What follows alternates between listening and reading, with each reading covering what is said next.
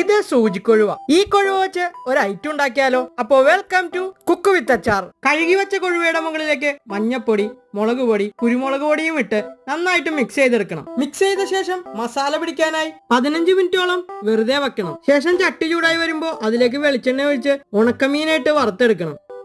ഉണക്കക്കൊഴുവ നന്നായി വറുത്തു വന്ന ശേഷം അതിനെ എടുത്ത് പാത്രത്തിലേക്ക് മാറ്റണം. മീൻ വറുത്തെടുത്ത അതേ വെളിച്ചെണ്ണയിൽ തന്നെ ചെറിയുള്ളി ഇട്ട് ഒന്ന് മൂപ്പിച്ചെടുക്കണം. മൂത്ത് വന്ന ചെറിയുള്ളിക്ക് മുകളിൽ സവാള ഇട്ട് ഒന്ന് വഴറ്റിയെടുക്കണം. ചെറുതായി മൂത്തു തുടങ്ങിയ സവാളയുടെ മുകളിലേക്ക് ഉപ്പിടണം. ഉണക്കമീന്റെ ഉപ്പ് നോക്കിയിട്ട് വേണം നിങ്ങളുടെ ആവശ്യത്തിന് ഉപ്പിടാൻ കേട്ടോ. ഉള്ളി നന്നായി മൂത്ത് കഴിഞ്ഞാൽ ചതച്ചു വെച്ച ഇഞ്ചി, പച്ചമുളകും വെളുത്തുള്ളിയും അതിന് മുകളിലേക്കിട്ട് മിക്സ് ചെയ്യണം. ഇനിയാണ് പൊടികളുടെ വരവ്. മഞ്ഞപ്പൊടിയും മുളക് പൊടിയും ഇട്ട് ഉള്ളിയെ നന്നായി മിക്സ് ചെയ്തെടുക്കണം. മിക്സായി വരുമ്പോൾ പുളിവെള്ളം ഒഴിച്ചൊന്ന് തിളപ്പിച്ചെടുക്കണം. തിളക്കി വരുന്ന മസാലയിലേക്ക് വറുത്തു വെച്ച മീനിട്ട് നന്നായി ഒന്ന് മിക്സ് ചെയ്യണം. മിക്സ് ആയ ശേഷം എടുത്ത് പ്ലേറ്റിലേക്ക് ഇട്ട ഉണക്കക്കൊഴുവ ഐറ്റം റെഡി. അപ്പോൾ അടുത്ത വീഡിയോ കാണും വരെ ബൈ.